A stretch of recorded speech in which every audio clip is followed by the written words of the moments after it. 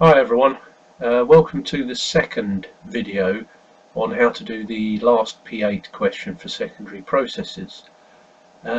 Please note, if you haven't watched the first video, please go back and click on the link for that one, because it guides you through a practice before we have a look at this one. So I'm going to be looking at the 4 products now that I'm going to be requiring you to give heat treatments, secondary processes, finishing processes and assembly techniques for. So I'm conscious if I give them to you without talking to you, you may misinterpret them. So we will have a look at them now. Okay, so component 1 of 4 is a pipe fitting. Don't forget, I've asked you to consider very carefully before answering this information up here. So we see the pipe fitting is a one-piece solid steel construction. We're looking on the left here at the component. You'll see it's used also outdoors, which means it needs a finish, obviously. So things to clarify here: this is the product that you're looking for the first 3 parts of the answer, and then it's going to be attached to this part over here, which is a secondary pipe. So with regard to the first main product, this is all one piece. It's solid steel, and it's going to be attached to a secondary pipe here via some sort of assembly technique which you're going to be choosing.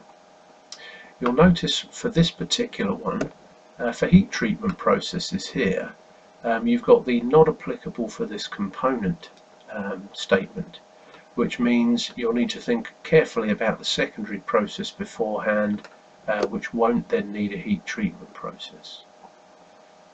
Okay.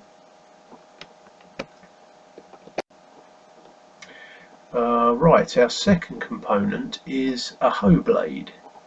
Now, for those of you that don't know, I'm sure most of you do, a hoe is a garden implement that is used for carving up the ground before you plant vegetables, plants, that sort of thing. So you can see here we've got the blade of the hoe, and it's made of thin sheet steel, and of course this one's going to be used outdoors. That will make a difference to the sort of finish that you will give it. It's going to be attached to this hook-like contraption, which is the handle, and you can see right here is the point of contact for the fixing, and that is going to be attaching at approximately here on the hoe blade. This one I thought some people may misinterpret, so just to make that clear, this has a secondary heat treatment, a finishing and an assembly technique. Now, of course, again, just to remind you to look very carefully at the requirements here, plus the sort of shapes that you're getting on this one. They will be very key in determining which processes you choose.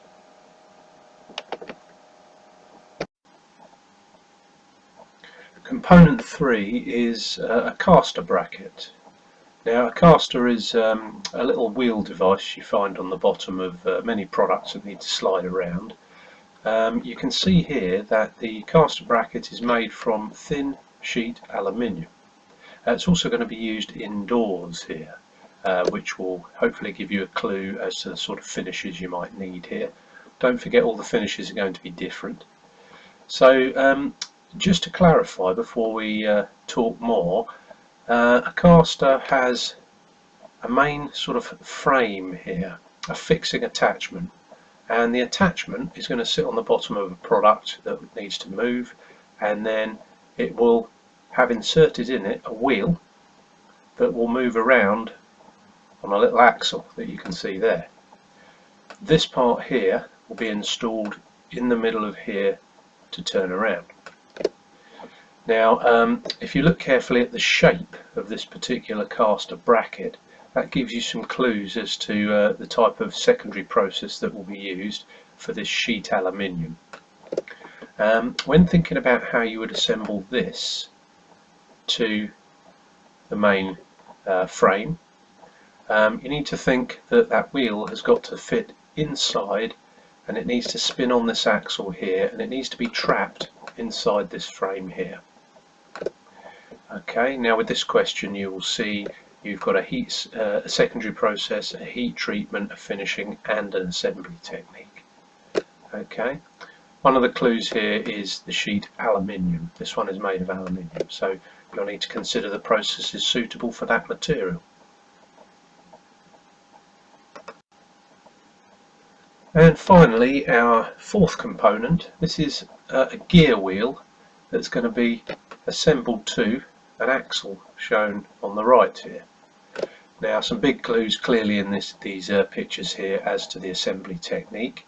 You'll need to justify it. So let's look at the details. It's a gear wheel, a cog as you lot like to call it, but they're known as gears in engineering. It's made of quite thick 5mm steel plate, so the thickness there may rule out some processes you may think are suitable. Do consider that. And it's going in an engine. Now I know you're doing engine studies, automotive with Andrew. Do think about the environment within an engine when thinking of the suitable finishing processes that you might use. So when I'm asking you about, first of all, the secondary process here for the gear wheel, you're going to want to think about the shape that you're seeing here. Now I'm talking about the exterior shape and the interior shape all being processed at the same time from 5mm steel plate. The heat treatment process is going to need to make this suitable for use inside an engine, and the finishing process used will also need to give it some sort of resistance for its use in the engine environment. Okay, so look at the list, reason it out, think logically, and remember all the processes are going to be different. Okay, so along to finally the assembly technique.